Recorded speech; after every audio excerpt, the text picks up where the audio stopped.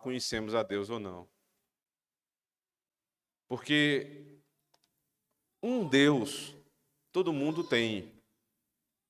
Veja como eu estou me referindo. Um Deus todos têm. A imaginação do homem, fértil como é, não guiada pelo Espírito que é santo, mas pelo Espírito pecador, vai desembocar em alguma divindade, inevitavelmente. Porque, em um sentido, ninguém é ateu, num sentido mais genérico, né? Todos creem em algum Deus. Eles negam Deus descrevendo um Deus. Uns negam Deus e descrevem ao mesmo tempo o Estado como um Deus. Outros negam Deus e descrevem a si próprio como um Deus. Outros negam Deus e descrevem a sua família, seus filhos, sua casa, seu trabalho como um Deus. Então, só existem dois caminhos.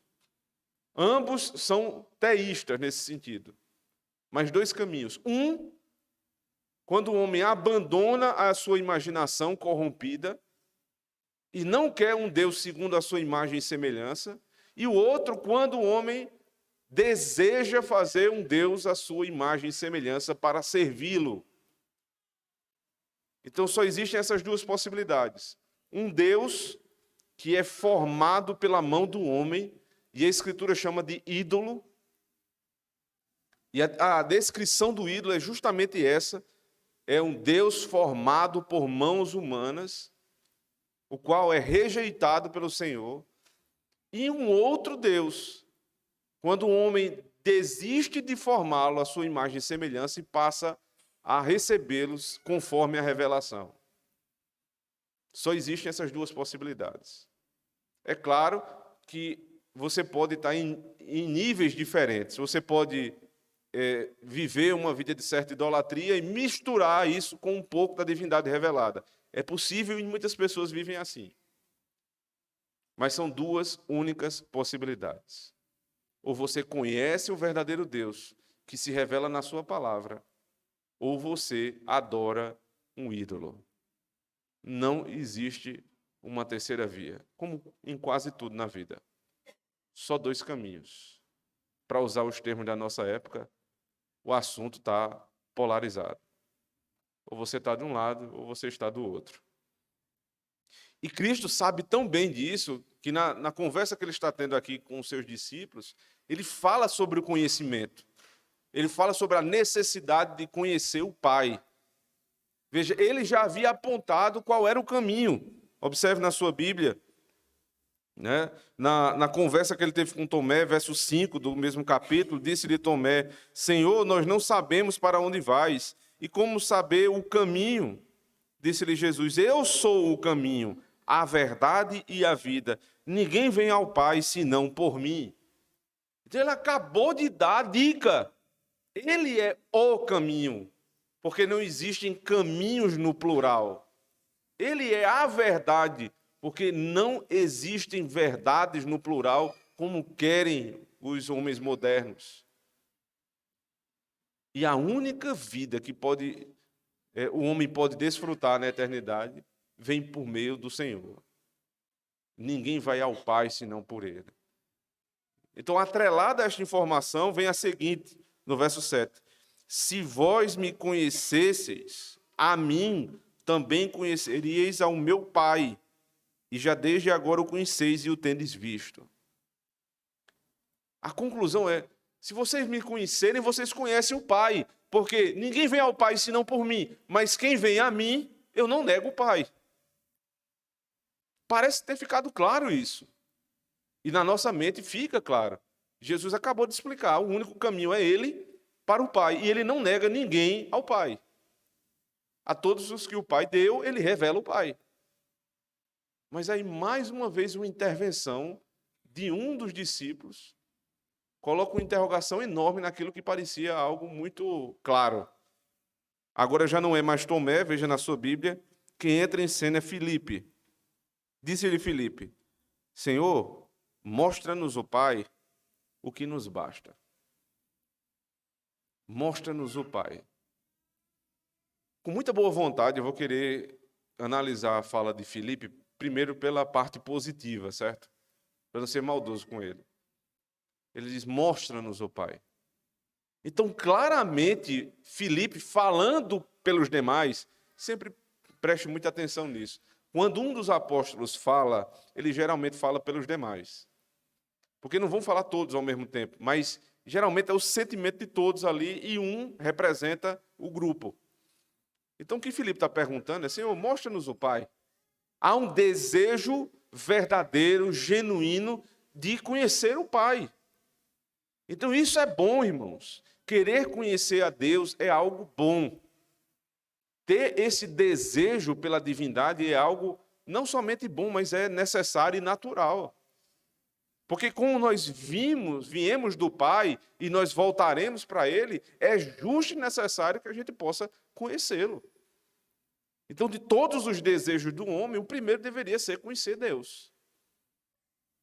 E é por isso, irmãos, que quando nós estamos apresentando as coisas para os nossos filhos, a primeira informação e a que mais deve ser privilegiada na educação dos nossos filhos é o conhecimento de Deus. Todas as ciências precisam apontar para Cristo. Toda a educação que damos aos nossos filhos precisa apontar para o Senhor. Esta é a informação por excelência, é o conhecimento por excelência que deve ser dado aos nossos filhos. Porque é natural que a criatura busque o Criador. Então, quando nós retiramos isso da nossa casa, nós estamos privando os nossos filhos do conhecimento mais necessário. Quando não nos lembramos de invocar o nome do Senhor diariamente na nossa casa, nós estamos passando a mensagem para os nossos filhos que o conhecimento de Deus não é tão importante assim, como diz a palavra. Mas quando a nossa casa está inundada do conhecimento, você passa a criar um clima dentro da sua casa de busca por conhecer mais a Deus. Muitos pais desejam que seus filhos sejam leitores da Bíblia, que não leiam apenas ficções e romances, o que é bom, tem o seu valor, mas que, em primeiro lugar, leiam a Escritura, leiam livros devocionais, livros que trazem conhecimento teológico. Mas como é que você vai incentivar isso? Esse sentimento de busca por conhecimento, ele vem de cima para baixo. Se você não busca, seu filho não vai buscar. Se existem, e os seus filhos vão sabendo disso, reuniões na igreja onde há o conhecimento sendo exposto e você não leva a sua família, você está dizendo aos seus filhos que essas coisas não são tão importantes assim. Você não falou com a boca, mas você agiu e eles captam a mensagem. Se você não diz para a sua esposa, mas você não dá peso a esses momentos de conhecimento que são dados na palavra, se ao término do culto pela manhã você tem por costume sair de fininho, pegar o carro e ir embora, você quer enganar a quem? Você quer enganar quem? A igreja tem algo que se chama escola bíblica. Teu filho vê que existe a escola bíblica. Mas no momento da escola bíblica, ele sabe o que é escola, ele sabe o que é Bíblia. Você sai, vamos sair aqui de fininho, pega o carro, bem caladinho e vai embora. Você está ensinando seu filho malandragem. Você está ensinando, olha, dá para fazer as coisas escondido. Ele vai aprender a fazer as coisas escondido, porque é uma regra na tua casa. Ninguém fala isso.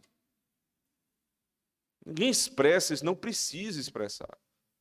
Mas é tácito, é conhecimento tácito, implícito, que ao longo do tempo vai sendo estabelecido como regra da casa.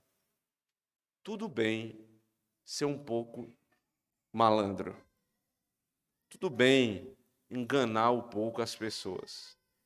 No final das contas, você não engana ninguém, nem o teu próprio filho. Revela-nos o Pai.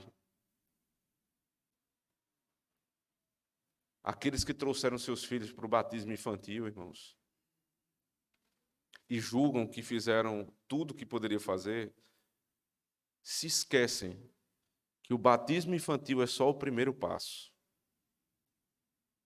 Porque naquele primeiro passo, quando alguém chega aqui, quando um casal vem à minha frente, e são feitas as perguntas aos pais.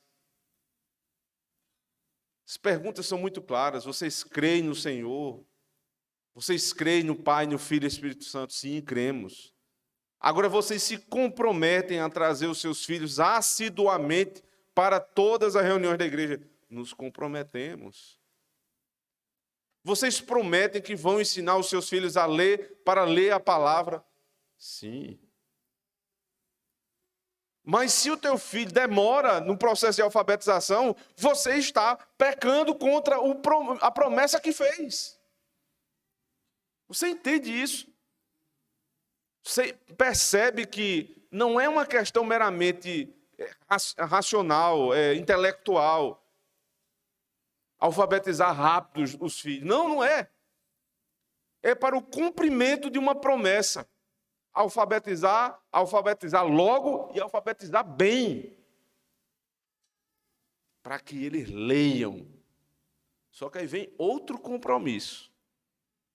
Vocês se comprometem a ler a palavra para eles, para que eles depois leiam.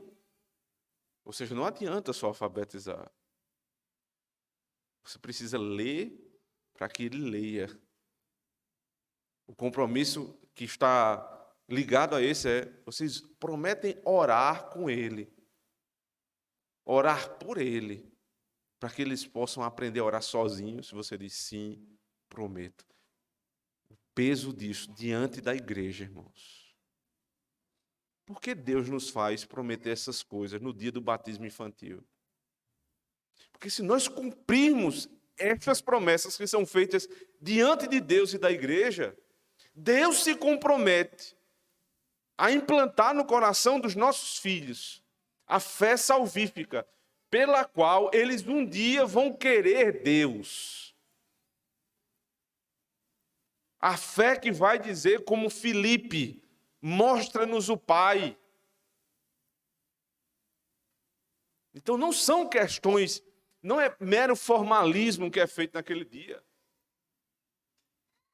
Eu sei que com o passar do tempo a gente vai banalizando as coisas, mas não podem ser banalizadas. Essas coisas são seríssimas. Não se forma filhos para a glória de Deus, que amam o conhecimento de Deus, se você não ama primeiro. Mostra-nos o Pai. Se eu mesmo não cuido de mim, se eu não cuido em buscar a Deus regularmente, criar o hábito da leitura da palavra, do ouvir sermões, do participar das reuniões de oração, hábito diário, como se diz, né? Isso é tão forte que existe uma expressão para isso. Religiosamente fazemos isso. Ou seja, é um hábito da religião ser um compromisso diário. É expressão dos homens. Faça isso religiosamente, ou seja, com compromisso. Os bons hábitos, eles começam com um compromisso para depois virarem um prazer. Então, se você quer que sua casa diga como Filipe, Senhor, mostra-nos o Pai. Esses hábitos diários precisam ser cada dia exercitados religiosamente. Mas, por outro lado, tem um erro muito grande aqui de Filipe. Ele diz, verso 8, Senhor, mostra-nos o Pai, o que nos basta. Ele está dizendo mais ou menos o seguinte, Senhor, se tu mostrar-nos o Pai, eu paro de te aperrear. Fica tranquilo, eu não vou mais pegar no pé do Senhor. Somente, só o que eu quero é que o Senhor mostre o Pai. O que ele está dizendo aqui não é que ele não conhecia Deus de maneira nenhuma. É que ele queria ter um conhecimento de Deus semelhante às vezes em que Deus se deu a conhecer extraordinariamente. Mostra-nos o Pai é mais ou menos o seguinte: faz como o Senhor fez com Moisés, mostra-te na sarça ardente. Mostra-nos o Pai. Ou quem sabe, como no Monte da Transfiguração. Mostra Deus, como Moisés pediu: Senhor, eu quero ver a tua face. E ele viu a sombra de Deus passando. É isso que ele está pedindo aqui. Agora veja como é que Jesus encara esse tipo de pedido na nova aliança. Observe. Disse-lhe Jesus, verso 9: estou há tanto tempo convosco, e não me tendes conhecido, Filipe. Quem me vê a mim, vê o Pai, e como dizes tu, mostra-nos o Pai. Filipe, você não entendeu nada. E aqui há uma argumentação de Cristo que impõe mais peso sobre o erro de Filipe. Porque ele diz assim: estás há tanto tempo, eu estou há tanto tempo contigo, você não aprendeu ainda? Foram longos 3 anos convivendo com Filipe. Todos os dias ensinando. Não aprendeu ainda. Irmãos, existem muitas pessoas, muitas, mas não são poucas, eu vou me referir só à nossa cidade, que são tão crentes quanto qualquer um de nós aqui. Mas saíram de casa, pegaram o carro com sua família, foram para uma igreja, esperando ouvir a pregação da palavra, a exposição do texto bíblico e suas aplicações. E não terão isso. No máximo, terão uma leitura bíblica e alguns comentários muito rasos a respeito daquela leitura. E essas pessoas, com esse pouquinho de teologia que sobrou ali da palavra, eles fazem como que um amontoado ali, juntam um pouquinho e comem, e se alimentam daquele pouco. Eles são desnutridos espiritualmente. Só que eles são fiéis ao pouco que lhes foi dado. A ponto, no próximo domingo, eles vão de novo. Na próxima reunião de oração, eles estão lá. Eles são fiéis no pouco que eles têm. E o Senhor está dizendo: tanto que eu tenho dado a vocês, o que é que vocês têm feito com isso? Tanto tempo e tanto conhecimento, para quê? O que é que nós temos feito com os banquetes espirituais que recebemos aqui todos os domingos? Porque ninguém saiu de casa nos últimos 10 anos, em qualquer domingo, pela manhã ou à noite, para não ouvir a pregação da palavra de Deus. Nesta congregação, jamais. E nós fazemos perguntas a Deus tão tolas quanto a de Filipe. Mostra-nos o Pai. Estou há tanto tempo convosco e não me tendes conhecido, Filipe. Quem me vê a mim, vê o Pai. Quem vê um, vê o outro. Por quê? Volte comigo para João capítulo 1, por favor. Veja o que é dito lá.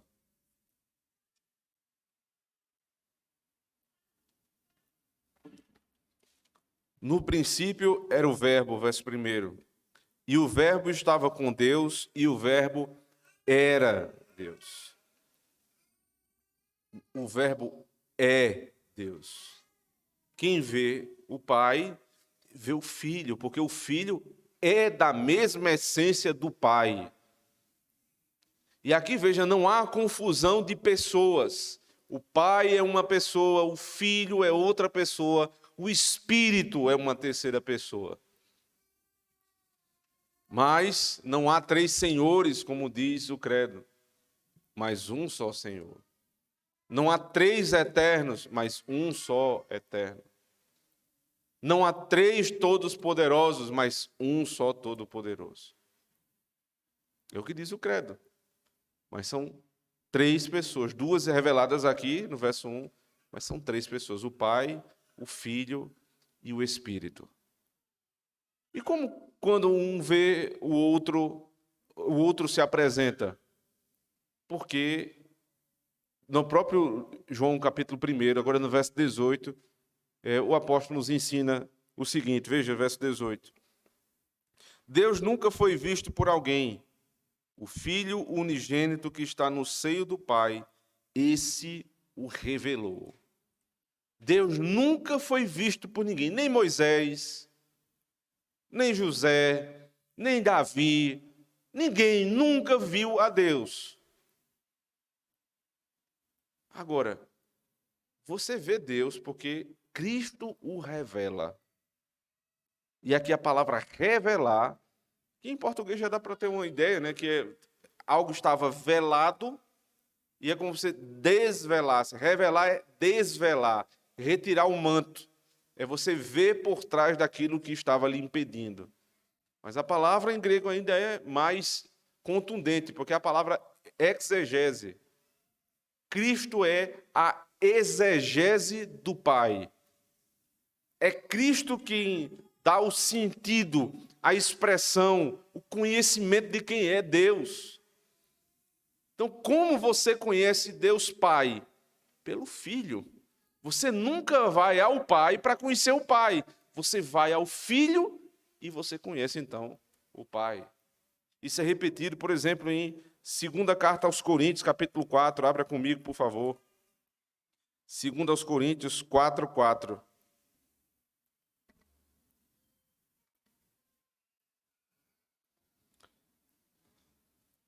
Nos quais o Deus deste século cegou os entendimentos dos incrédulos, para que lhes não resplandeça a luz do evangelho da glória de Cristo, que é a imagem de Deus.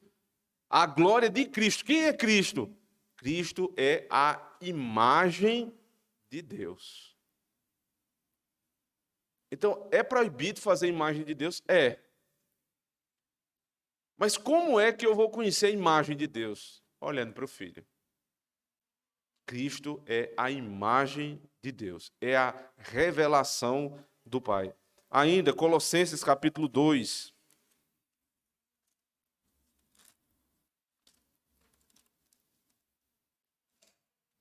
Colossenses 2, verso 9.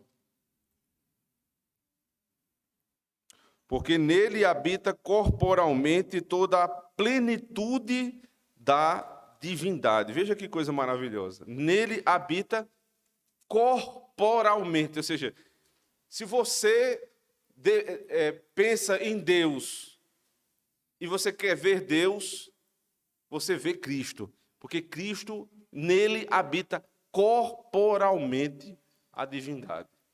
Então, a melhor expressão de quem é Deus é olhar para o Filho. Então, como é que alguém pede, Senhor, mostra-nos o Pai? Esqueceram de João 17. Abra comigo, João 17, verso 21. 20 e 21 diz assim: E não rogo somente por estes, mas também por aqueles que pela tua palavra hão de crer em mim, para que todos sejam um, como tu, ó Pai, o és em mim e eu em ti, que também eles sejam um em nós, para que o mundo creia que tu me enviaste. Eu sou um com o Pai. Então, quando um é revelado, revela o outro. Qual é o problema que está sendo tratado aqui, irmãos? Preste muito bem atenção nisso. Filipe queria uma teofania, ou seja, ele queria ver Deus por meio de uma visão extraordinária. Qual foi a resposta de Cristo? Você está pedindo o que você já tem. É comum, no nosso tempo, as pessoas quererem ver Deus, ver grandes milagres. E eles pedem que Deus se manifeste, que Deus faça isso, aquilo, que caiam espíritos ali, o Espírito Santo tome conta das pessoas, as pessoas tenham algum tipo de, uma espécie de possessão ali do Espírito, que elas se percam em si mesmas no meio do culto, para que se veja a glória de Deus. Mas o que Deus está dizendo aqui em Cristo é o seguinte: estas coisas são inferiores a mim. Sabe aquela ideia de abrir o mar é inferior à revelação de Cristo?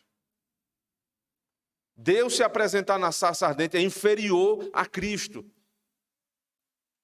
Todas as grandes ações divinas, todas elas são inferiores ao que nós temos. Veja, era já inferior ao que Filipe tinha antes do fechamento do cânon. E o é muito mais para nós. Porque você fica pensando assim, não, mas os discípulos, depois da ressurreição de Cristo, tiveram a oportunidade de vê-lo ressurreto. Então, eles tiveram um privilégio que nós não tivemos, porque eles viram a glória de Deus em Cristo ressurreto. Pois bem, mas eles não tinham toda a revelação. O fato do cano não ter sido fechado ainda, este grande fato, irmãos, nos coloca acima de Filipe, acima de Paulo, no sentido de que nós temos mais revelação, não acima em glória, mas acima no privilégio da revelação. Portanto, todas as vezes que os crentes, com um certo saudosismo, querem que aqueles grandes feitos sejam novamente executados, administrados no nosso tempo, eles estão diminuindo a obra de Cristo, que revelou toda a palavra de Gênesis a Apocalipse. Toda vez que alguém pede, Senhor, dá-nos novas revelações, está pedindo para retroceder na revelação. Todo o conselho de Deus, no que tange a nossa vida, fé e prática, foi revelado na palavra. Tudo o que eu preciso, e aí pergunta 3 do catecismo da nossa igreja. Tudo o que eu preciso crer e fazer está revelado na palavra. Tudo o que eu preciso crer para a minha salvação está na palavra. Todo o modo como Deus espera que eu haja está na palavra. Então não nos falta absolutamente nada. Querer algo a mais é diminuir a palavra. Como diminuiríamos a palavra se nós dizemos aos 4 ventos que a Bíblia é a nossa única regra de fé e prática? Se é a única, é porque é suficiente. Se é a única, é porque não tem outra. Se é a única, ela nos basta. Não é pouca coisa, irmãos. Se alguém dissesse assim, Deus está abrindo um açude velho agora, eu não sairia da minha casa para ver, porque eu sei, é mentira. Se alguém dissesse, Deus está se revelando numa sarça, nesse matagal ali embaixo, eu não perderia meu tempo para ir lá, sabe por quê? Porque é mentira. E por que eu sei que é mentira? Porque a Escritura é toda a revelação que eu preciso para a minha vida e para a minha prática, para a fé e para a prática. Acabou. Não tem essa mostra-nos o Pai, não. Não precisamos, irmãos. O que nós temos no culto bíblico é o ápice da revelação. Pregação do antigo para o novo, do novo para o antigo. Revelação completa. Tudo que Deus queria falar com o homem foi escrito e está registrado. Ponto final. Então, de certo modo, os nossos irmãos que creem nestas coisas estão retrocedendo. Quem pensa que está caminhando para a fé, não, está retrocedendo na fé. Porque essas coisas foram verdadeiras, Verdadeiramente Deus fez cada uma destas coisas e nós cremos. Cremos, inclusive, para que fique muito claro que Deus tem poder de fazer estas coisas novamente e muito mais. Porque Deus não perdeu o seu poder, mas Ele mudou a forma de agir. Ele age em conformidade com o ponto da revelação. E há uma progressão na revelação. Por exemplo, embrionariamente foi revelado a Adão os 10 mandamentos. Os 10 mandamentos estavam lá em Adão, lá no Éden. Cada um deles: não terás outros deuses diante de mim. Quando Adão ouviu a serpente, ele teve outro Deus diante do Senhor. Não farás para ti imagem de escultura, falsa adoração. Ele passou a adorar a criatura no lugar do Criador. Ah, que agradável o fruto. Ele começou a adorar aquilo que é criatura no lugar do Criador. E podia fazer esse teste com cada um dos mandamentos. E todos estavam lá. Mas não estavam no mesmo sentido que está em Êxodo 20. Em Êxodo 20 não está no mesmo sentido que está em Deuteronômio 5. Basta você perceber, por exemplo, a respeito do 4º mandamento, que muda o fundamento do 4º mandamento. Em Êxodo 20 é a criação. Em Deuteronômio 5 é a libertação do Egito. Porque a revelação está progredindo até chegar no ápice da revelação, que é Cristo. Portanto, voltar a estes antigos modos de Deus se revelar é retroceder na revelação. É perder tempo. É o mesmo que voltar a celebrar Páscoa, Pentecostes, Tabernáculo. Quem continua celebrando estas festas está voltando ao Antigo Testamento. Não é cristão, é judaizante. Porque estas coisas todas tinham a sua função, apontar para Cristo. Cristo chegando, perdeu a função.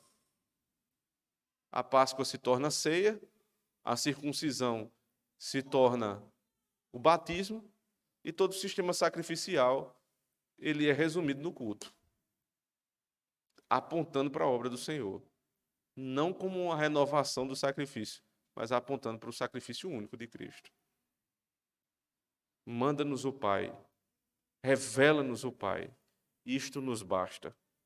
E Jesus disse: estou há tanto tempo convosco e não me tendes conhecido, Filipe. Quem me vê a mim, vê o Pai. Como dizes tu, mostra-nos o Pai. Não crês tu que eu estou no Pai e que o Pai está em mim? As palavras que eu vos digo, não as digo de mim mesmo, mas o Pai que está em mim é quem faz as obras. Agora ele argumenta. Ele diz: eu estou no Pai e o Pai está em mim. Isso foi parte da oração dele lá em João 17, a oração sacerdotal, que eu li o verso 21. Ele diz: assim como eu estou em ti e tu estás em mim, que eles estejam em nós. Ou seja, a oração do sacerdote, Jesus Cristo, é para que nós tenhamos comunhão com a Trindade, sem confusão das pessoas, e sem que haja mistura de essência. Porque eu não estou em Deus como Cristo está no Pai. Cristo está no Pai em mesma essência. Eu estou no Pai em Cristo. Então, eles estão juntos. Ele diz: não creis que eu estou no Pai e o Pai está em mim? Ou seja, nós estamos unidos. Somos o mesmo Deus. As palavras que vos digo. Agora, o primeiro argumento para que creiam é: as palavras que eu digo são as palavras que o Pai me disse. Ou seja, não há confusão entre a Trindade. O que o Pai quer, o Filho quer e o Espírito quer. Como é que isso é revelado? Na palavra. Se houvesse confusão na Trindade, a palavra do Pai era uma, a palavra do Filho era outra, a palavra do Espírito era outra. Havia uma confusão no meio da casa de Deus. Não há. Então, creiam porque a palavra de um é a palavra do outro. E aí depois veja na sua Bíblia. Ele diz no verso 11: crede-me que estou no Pai, o Pai em mim, crede ao menos por causa das mesmas obras. Então, o primeiro argumento é a palavra, o segundo argumento são as obras. Porque as obras testificam da palavra. Esse sempre foi o modo de Deus agir, irmãos. As grandes revelações, eles tinham uma finalidade. Eu já falei algumas vezes aqui, inclusive foi alvo de uma conversa particular essa semana. Os três grandes momentos da revelação. O primeiro grande momento da revelação, Êxodo. Quando você tem ali as 10 pragas, você tem a saída do Egito, você tem Deus abrindo o mar, descendo ali cordonizes, pão que desce do céu. Um grande momento revelacional. Quando Deus está ali apresentando ao mundo o que será a grande libertação do povo. Então, à medida que a revelação vem também as grandes obras. Porque o que testifica a palavra são os milagres. Isso acontece de novo no período de Elias e Eliseu. Muita revelação, muito milagre. Isso acontece de novo nos evangelhos. Muita revelação, muito milagre. Só que são 3 grandes momentos e depois isso passa a se arrefecer nas cartas. As cartas, elas vão cada vez menos falando sobre milagres e sinais. Por quê? Por um motivo óbvio. A revelação está se completando. Não há mais necessidade desses grandes milagres extraordinários. Mas aqui é o Evangelho. Aqui é a revelação de Deus. Então Cristo diz, creia na minha palavra, nem que seja por conta das obras, porque as obras testificam a palavra. Segunda carta aos Coríntios 12:12 diz que as obras, os milagres, os sinais, são as credenciais apostólicas. Eles falavam e faziam.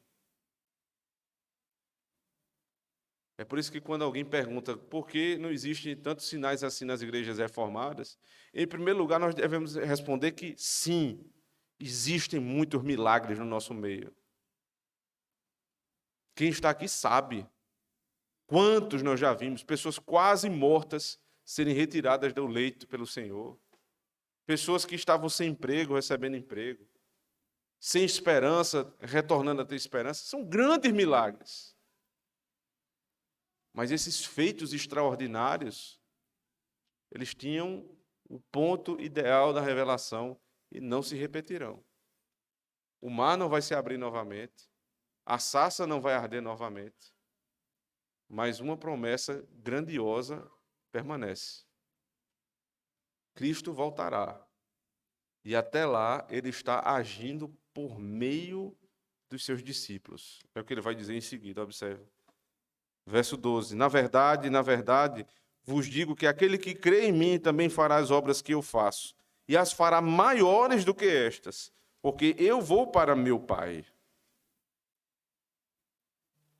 Ele está dizendo, eu estou saindo de cena agora, porque ele está indo para a cruz, ele vai ressuscitar e vai ascender aos céus. Então, eu estou indo para o Pai. Mas os que ficarem farão obras ainda maiores do que as minhas. Aqui claramente é a divisão dos evangelhos para Atos. Porque nos evangelhos são as obras de Cristo, os atos de Cristo na providência. O que vem depois, e aí Atos tem essa transição perfeita, né? Porque o capítulo 1, Jesus ainda está lá, ressurreto, falando para o povo, esperem que eu vou voltar, ele volta e fala com o povo. Mas no capítulo 2, ele sai de cena e o que desce é o Espírito Santo. E o que é que acontece em seguida? Depois que o Espírito Santo desce, o povo começa a falar em línguas. Matthew Henry aponta aquele poder revelacional que foi dado ali, especificamente ali, como poder que revela esta palavra, porque o fato de falar na minha língua e o outro entender na sua própria língua demonstra que o Senhor está dando poderes extraordinários à igreja para a propagação do evangelho em todo o mundo. Então vem o sermão de Pedro, E no final do sermão de Pedro, uma igreja que tinha 120 membros, preste atenção, o pregador era Cristo. A igreja tinha 120 membros. Ela passa a ter 3.120 membros. Numa pregação, 3 anos de ministério de Cristo, 120 membros.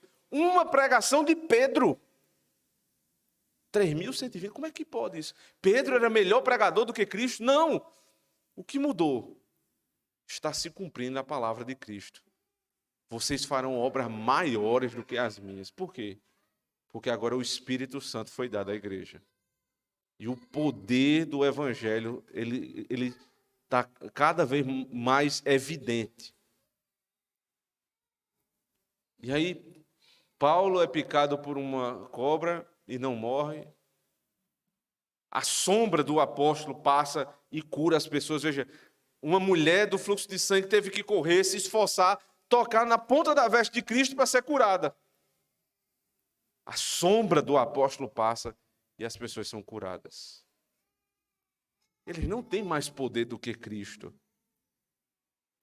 Mas Deus deu mais poder aos apóstolos, porque os atos dos apóstolos são os atos de Cristo por meio dos apóstolos.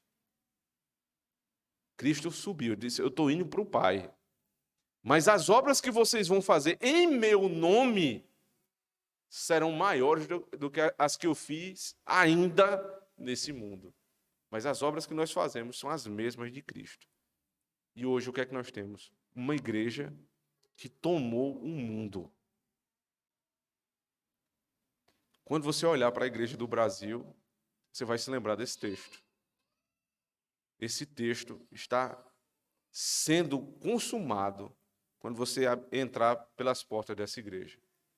Maiores obras foram feitas pelo povo de Deus, em nome de Cristo, do que ele próprio fez na sua estada. Por quê? Porque entrou em cena a terceira pessoa da Trindade. E agora a igreja tem Pai, Filho e Espírito Santo na obra missionária. Sai de um povo para todos os povos da terra. E ele continua dizendo, verso 13: e tudo quanto pedirdes em meu nome eu farei, para que o Pai seja glorificado no Filho. Se pedirdes alguma coisa em meu nome eu farei. Se me amais, guardais os meus mandamentos. Muita gente dissocia o verso 15 da sessão anterior. Eu não vejo sentido nisso. Porque está ligado o pedir em meu nome e o guardar o mandamento. É verdade que tem também sentido continuar a partir do verso 15 no próximo sermão. Mas essa informação, ela é necessária. Tudo o que vocês pedirem em meu nome. Como? Se vocês guardarem os meus mandamentos, vocês vão receber. O conhecimento de Deus nos leva à santidade. E o conhecimento em santidade nos faz pedir de acordo com a vontade de Deus. E, consequentemente, nós recebemos. Quando nós nos aproximamos de Deus sem conhecimento, pedimos coisas como Filipe. Mostra-nos o Pai. Essa é uma oração que nunca vai ser atendida. Por um motivo óbvio, ela já foi. Você quer conhecer o Pai? Conheça o Filho. Então, ao invés de nós nos reunirmos, irmãos, para pedirmos por mansões, riqueza, poder, todas as coisas que Deus pode nos dar, mas não deveriam estar na ordem do dia, nós devemos pedir ao Senhor aquilo que sabemos que está na ordem, na agenda do dia dele. E ele pode acrescentar muitas outras coisas. Quem sabe pedir? Quem conhece Deus. Quem conhece o Pai, preste atenção. Sabe que é assim. Tem dia que você olha para o seu pai e você tem até medo da respiração dele. Ali não dá. Hoje não é o dia de pedir nada. O pai, o patrão, o marido. Então, a mulher sábia, ela olha para o marido e diz assim, rapaz, hoje não é um dia bom não, acho que eu vou deixar para amanhã. Porque se eu disser hoje, vai dar confusão. Então ela espera para pedir na hora certa. Por quê? Porque ela conhece, ela tem tato com o seu marido. E ela não vai pedir uma coisa que ela sabe que não vai ser atendida porque é contrária à opinião dele. Não vai pedir. Esse tipo de conhecimento, irmãos, é de intimidade. Quem não conhece a Deus pede muita bobagem. Mas quem conhece a Deus em Cristo sabe lidar com o Senhor. Não que eu tenha que pedir num dia específico porque Deus está bravo um dia e outro não. Deus não tem paixões. Ele não é assim. Mas eu sei o que eu vou falar. Eu sei como eu vou falar. O conhecimento de Deus nos dá muitas vantagens na vida cristã. E eu queria, para finalizar, tratar isso com os irmãos. Você realmente conhece a Deus? Se você conhece a Deus, por que você tem pedido tanta bobagem a Ele? Porque você tem lidado com as coisas de Deus de uma maneira completamente contrária à revelação. Deus não vai te dar o que já está revelado. Você é jovem e vê os anos se passando e quer casar. Quantos já não caíram nesse grande absurdo? A mentira que a gente conta para si mesmo. Ah, eu consegui um rapaz tão bom, trabalhador, honesto, direito, é um santo. Só não vai para a igreja. Aí o pastor, mas minha irmã, está aqui na palavra. Não pode. Mas também é muito radicalismo, também não pode nada. Também aqui não pode nada. Mas não é aqui é palavra, meu filho, é o que diz a Escritura. Mas eu vou falar com Deus, e se Deus falar comigo, Deus não vai falar contigo. Se alguém falar contigo dizendo que faça, não é Deus, é Satanás que está mandando você se casar. Isso é uma orientação dos infernos, não é de Deus, porque está escrito na palavra, revelado, que um crente não casa com descrente. Que fazer negócio ilícito não agrada a Deus. Que prosperar com mentira não agrada a Deus. Não precisa perguntar, porque está revelado. Se você conhece Deus, você sabe dessas coisas. Então não peça o que você sabe que Deus já revelou na palavra, dizendo, não é bom e eu não darei. Mas todas as outras coisas, se nós pedirmos ao Senhor, em Cristo, Ele está disposto, no seu tempo, nos conceder. Que bom, irmãos, é conhecer Deus. Que bom é ter intimidade com o Senhor. Isso nos faz viver melhor, não só na eternidade. Isso faz viver melhor hoje, em família, na igreja, com o seu povo. Que o Senhor tenha misericórdia de nós e cada dia nos faça conhecer um pouco mais do seu ser em Cristo, nosso Senhor. Amém. Vamos orar. Senhor, nós te damos graças pela revelação que o Senhor nos dá esta noite. Não uma revelação como a nossa carne fraca poderia querer, Senhor. Mas é a revelação mais sublime de todas, na palavra. A expressão do teu ser em Cristo revelado, Senhor, nos basta. Não diremos, Senhor Deus, mostra-nos o Pai, e isso nos basta. Diremos, mostra-nos o teu Filho, e entenderemos quem tu és, Senhor Deus, e isto nos basta. Nos basta a tua lei, nos basta a fé que o Senhor nos deu, nos basta a igreja, a família, tudo que o Senhor nos concedeu. Agora, Senhor, nos ensina a pedir, como filhos teus pedem, em Cristo, para que nós possamos ser atendidos pelo Senhor, até o dia que o nosso Senhor voltar, para que essa palavra, Senhor Deus, seja completamente consumada, e nós sejamos um com o Senhor, como Cristo é contigo. Nele nós oramos. Amém.